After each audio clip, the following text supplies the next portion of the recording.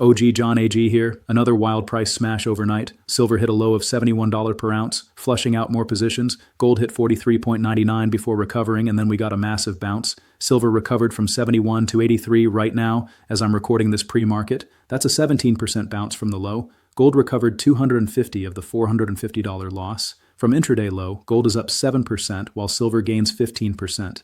Pretty good, but crazy volatility, and we are waiting for the New York session to open. In my previous videos, I laid out specific scenarios for silver using Bitcoin as our leading indicator. The reason is clear. When large-scale risk sentiment shifts hit the markets, crypto, and especially Bitcoin, often moves first, giving us a critical signal for commodities like silver. My directive was to watch if Bitcoin closed the weekend above or below 82,000. I said if it closed below 80 to 82,000, expect that selling pressure to spread. It closed at 76,000. The lowest it hit was 74,500. I specifically warned that if it tested 74,000 or below, that would confirm significant weakness. Go watch the prior video. I am not making this up. This was the cornerstone of my bearish thesis. And what happened? We experienced that exact spillover selling. Silver got hit, dropping to $71. We then saw the relief bounce, a 17% move back to 83 in silver. Now we wait for New York to open to see if this bounce holds, or if the bearish scenario resumes. I read every comment from yesterday's video. Thank you. It's powerful to see you using this information to make sharper, more confident decisions. The split in perspectives was clear. Some of you are preparing for another leg down, while others are firmly anchored in the long-term macro thesis. That division doesn't signal confusion. It shows a community of prepared individuals, each executing their own plan. That's the core of what we do here. Independent thinking, not herd mentality. We don't sell fear, greed, or Netflix-style hype about instant riches. This isn't a scripted show with a predetermined happy ending. It's real markets and real risk. Now, a critical reminder for everyone, especially those new here. I do not sell signals, courses, mentorship, or any paid service. Anyone claiming otherwise is a scammer. Block them immediately. My only role is to provide a clear, unfiltered view of the markets. I operate solely on X and YouTube under the handle erogjohnag on both platforms. That is the only source for my analysis. I am not associated with any other accounts. Protect yourself. I will never ask you for money. Now, let me show you the current data as I'm recording this pre-market. Shanghai spot is at $11,999, SHF futures at $11.40, Western spot at $83.47, Western futures also $83.47. The premium is $18.52. That's a 22.19% premium. This is down from the 43% premium we saw over the weekend, but it's still a 22 to 23% premium right now in pre-market. Crazy volatility, and we're waiting for New York to open. Here's what happened overnight and this morning. 10 trillion wiped out in just 3 days. Gold is down 20% from its peak, erasing 7.4 trillion in market value. That's 5 times the entire market cap of Bitcoin. Silver crashed nearly 40%, wiping out 2.7 trillion, equal to the entire crypto market cap. Safe haven assets are moving like crypto meme coins. This is the Kevin Walsh Fed chair sell-off continuing, but here's what makes this different from a normal crash. Central banks did not start selling gold. Tether did not sell its gold. The US government did not find a plan to reduce debt significantly. In fact, the US government shut down because it can't get its spending issues resolved. So why is gold puking so hard? There seems to be a disconnect between markets that trade gold. But the second reason is someone needs liquidity and is selling gold assets, which means a lot of paper shuffling going on, because absolutely nothing in the fundamental backdrop changed since Thursday, other than maybe the banking system hit a major bump. The way gold is selling off while equity futures and Bitcoin fall, yields dropping, and the dollar starting to show some strength. This isn't normal price action, it's stress. When gold is sold like this, it usually means something is about to break. This is a liquidity crisis. In a true margin call event, funds don't sell what they want to sell, they sell what they can sell. Gold and silver are liquid, profitable positions for many, making them the first piggy bank to get smashed when the margin clerks come calling. Now here's the smoking gun that proves this is paper manipulation, not physical fundamentals.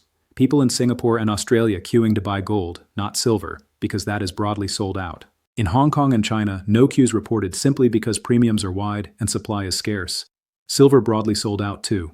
In Europe, dealers pulled their offer of silver.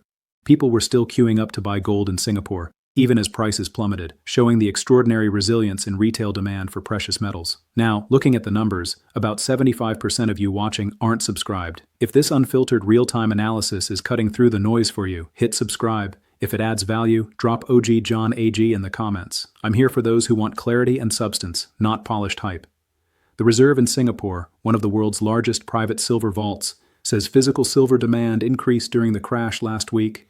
The Reserve sees a growing divergence between paper and physical markets and expects physical shortages to exacerbate. Meanwhile, the current price of silver on China's largest e-commerce platform, JD.com, is $163.35 per ounce today. COMEX is at 83. That's a 95% premium. Let that sink in. JD.com 163, COMEX 83, 95% premium, and silver is still in backwardation. You can't cure a huge physical shortage by manipulating the paper price. The manipulation has nothing to do with physical supply and demand. It's to prevent a Western financial crisis due to choices made by those in power. Incredibly obvious. Whatever is going on behind closed doors must be truly big. Silver remains in backwardation means there is shortage of physical, and all these shorts will have to make physical delivery. They are playing a very dangerous game this time. We are in a precious metals revaluation process where conchs and LBMA are being drained of physical gold, but especially silver. All the shorters now care about is low paper prices while trying to cover paper shorts and minimizing losses. At the end of this process, the full revaluation will unfold, and especially silver will be trading much higher, reaching a gold-to-silver ratio of at least 15.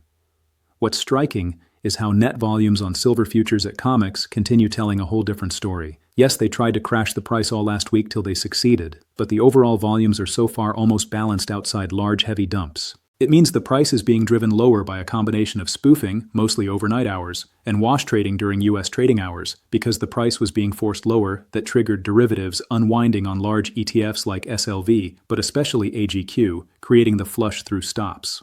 Needless to say, this has nothing to do with the physical market, where fundamentals remain unchanged, and the physical shortage keeps worsening. SHFE silver vaults are stable. The Shanghai gold parabola is still intact, but it needs to bounce here.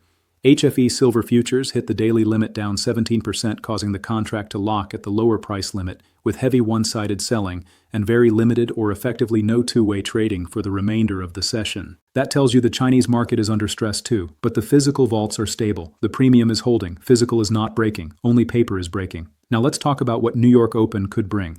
Two scenarios. Bearish case first. If New York opens and the selling pressure continues, we could see silver test 71 again or go lower. The 17% bounce from 71 to 83 could be just a relief rally before more downside. CME margin hikes took effect today.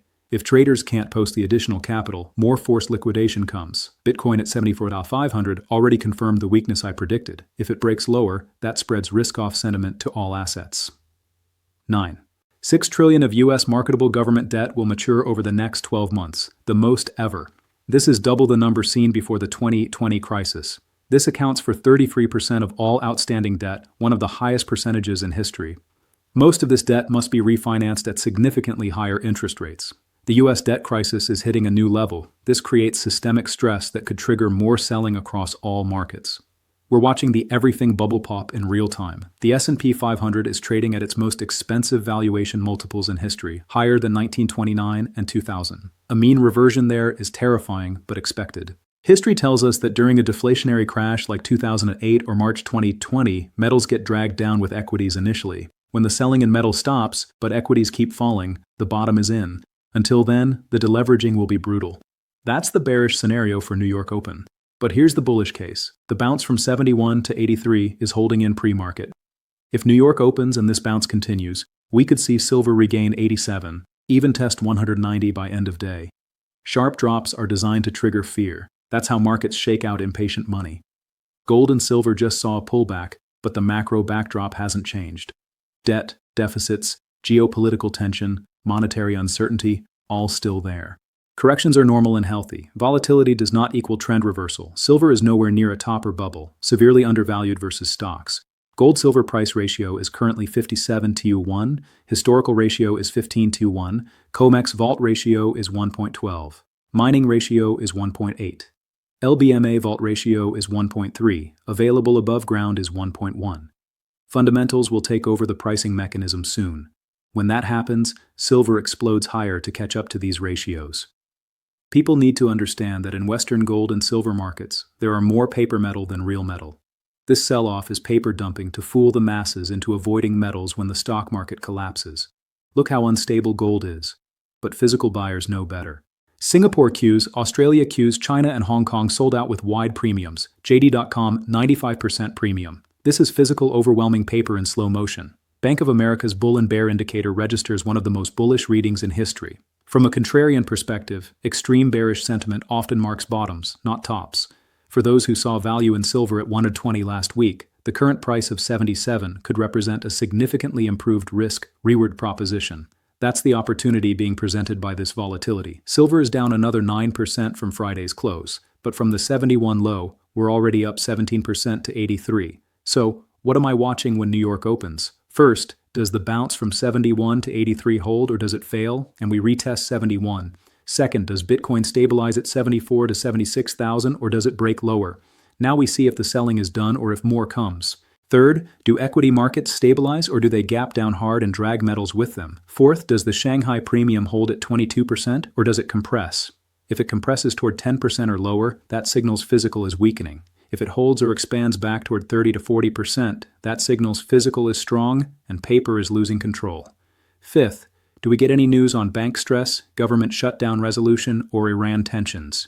Any of these could move markets violently either direction. Where does this leave us? Number one, physical and paper are completely disconnected. Singapore and Australia queuing to buy as prices crash. China and Hong Kong sold out. JD.com 95% premium. Silver still in backwardation. SHF vault stable. This is not a fundamental breakdown. This is paper manipulation and forced liquidation. While physical demand increases, the divergence between paper and physical is growing, not shrinking. At some point, one of these markets breaks. History says it's paper that breaks, not physical. Number two, New York session will tell us if 71 was the bottom or if more selling comes. The 17% bounce to 83 is encouraging. Gold up 7% from lows, silver up 15%. But we need New York to confirm. If the bounce holds and builds, the worst could be over. If it fails and we retest 71 or go lower, more pain ahead before the bottom. Watch the open closely. The unresolved tension is this: silver hitting 71 with a 17% bounce. But does New York confirm this is the bottom, or is this just a relief rally before more downside? Physical markets are screaming strength. Qs, premiums, backwardation, sold-out dealers. Paper markets are screaming stress, forced liquidation, margin calls, wash trading. Which one wins when New York opens? Do your own due diligence and understand the risks, as this volatility is extreme. Leverage trading in these conditions carries exceptional danger. Think for yourself. Use your own brain. Don't follow blindly. This is real risk. While some are observing a significant divergence where paper market selling contrasts with physical market tightness, it is critical to interpret this carefully. The recent low of 71 may present an entry point for some, but it could also simply be a pause before further decline. New York will tell us, stay sharp, watch the data, invest with logic, not hype. OG out and about.